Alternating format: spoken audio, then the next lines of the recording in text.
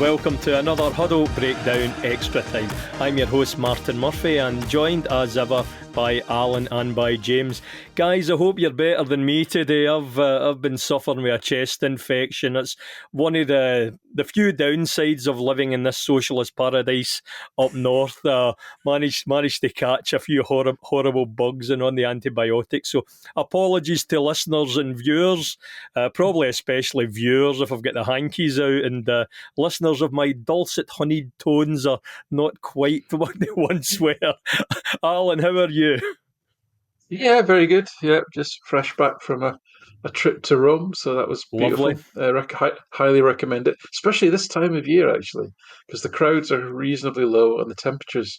Well, I was walking around in shirt sleeves because it was about 15 degrees, which is kind of as warm as I want it, really. So it was good. And the added bonus of trip to the Vatican City, and of course, with it being Peter Lowell's holiday home, kind of bumped into him, got a bit of transfer gossip from old Pete there.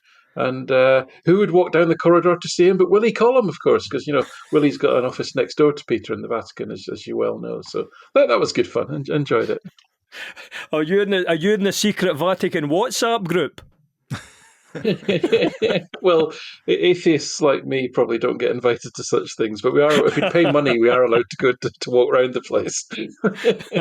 And what about you, James? How are you? I'm good. I don't have your excuse, Martin. So if I say crazy stuff, it's not because of the drugs, but just the normal status quo for me. But normal delirium. Exactly. The normal gibberish, which I will start off with. I have an apology to make and a clarification. I had a subscriber and one of our viewers call me out on something, fairly so, when I was talking with Gareth from Villa. Aston Villa fan on the pod earlier in the week about the John McGinn story. And he set me straight. He has a direct source, and he said that it was John McGinn's decision to go to Villa, that once Aston Villa came up with the money, he made the decision to go. Actually, Celtic gave him a better contract offer, and it was McGinn's agent that floated the story that we all have consumed as the legend. So I just want to set the record straight. We try to be as factual as we can on this show, as much as we talk gibberish and nonsense. When we're talking about points of fact, if we get corrected, we like to try and share the actual stories and the information that we get. So I just wanted to set the record straight there. And this is the beauty of having informed subscribers as well. That's that right. Can get involved in this Huddle Breakdown Extra Time as well, which we're is we're exactly like what the it's all hive, about. the hive mind of nerds. That's what we're shooting for. Not to be underestimated. So. Absolutely. Right. So today, Trump will be banning that. It's the next executive order. The hive mind of nerds is forthwith. Well, that's the Chinese AI that he's going to ban. DeepSeek's out the window now. We'll all be in Guantanamo Bay next week. I don't like those orange jumpsuits. I don't think I would suit one of them at all. But so again, quite a lot to go through. As ever, we'll consider, first of all, the game against Villa. We'll have a look at overall the Champions League and where we finished and what our thoughts were. Transfer window finishes 11 p.m. and Monday evening as well, Monday night. So we can maybe look at developments there. And of course, we've got another match off the back of this European tie and away game. Normally a tough fixture against Motherwell, who have a lot of news recently. Manager resigning on Monday. So we'll consider, our opposition there and how we might face them. But Alan, if I come to you first of all, really about the Villa game, I suppose my own point of view was initially I thought, right, well, let's be competitive. We were, in my opinion. I thought a lot of good things in the game, especially given the team that we had out and some obvious weaknesses, players missing, such as the much lamented Kyogo, whose manager's been sacked at Rennes. Do you think that means they'll send them back? Who knows? Do we keep our receipt on that?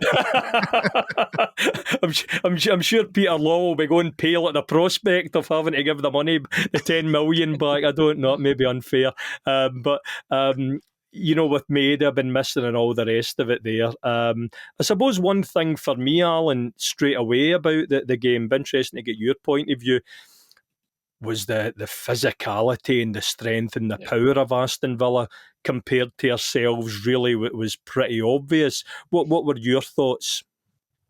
Yeah, I mean, I think credit. Celtic came back. I mean, the 2 goals, and they scored 2 high quality goals to get back into the game. So let's give credit for that.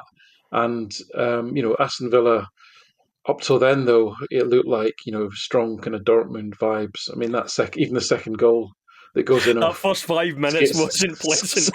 PTSD, man. Goes in off skills. It's much like Adeyemi's shot that went in off. Trusty's foot perfectly into the postage stamp. This did similar, and you're sort of thinking, oh right, okay, here we go, because this can happen, right? I mean, that's a good example actually. You sort of think, wow, I mean, they're 2 decent strikes, but they're 2 pretty freaky goals.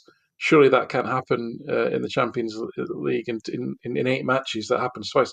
Well, it can, and it did, and it's actually not that surprising because you're up against really good players, and the better you are, the luckier you get. Is certainly as somebody once said. So Gary Player, I think it was.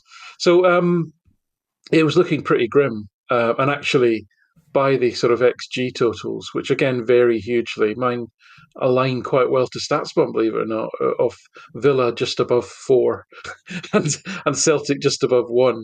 I mean, that profile of XG in Champions League matches were kind of in sort of 6, 7 sort of territory, really, is what can happen under those circumstances. And if you think about the chances that Aston Villa missed, including a penalty, Watkins, when he dinked it past Schmeichel, was another one off the post as well, wasn't there? And the rump. All sorts of.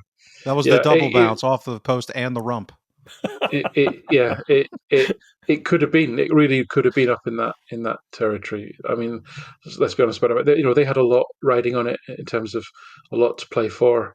Middle to front, I thought they were exceptional. Defensively, I don't think they're very good. Because they had a very makeshift defence, really. And we'll get into a little bit about, especially the left back, Dean. I don't know how you pronounce it. French lad, and Kuhn's role. I thought that was one of the sort of fascinating aspects of the game tactically. But yeah, defensively they were very makeshift. But what it did mean is the lad Camara, who they put in the back, who's actually a central, really predominantly a defensive midfielder. But my goodness, he can pass the ball. So you had somebody from deep playing quarterback, and they just had this very, very specific way of playing. They were essentially trying to provoke Celtic into pressing so that they could just go over the top and use their superior pace to hit We hope you enjoyed this free preview from all of us here at the Huddle Breakdown. We know you have options and we really appreciate you tuning in. To hear the rest of this episode and for much more Huddle Breakdown content, head on over to www.huddlebreakdown.com. We hope you consider subscribing. Thank you.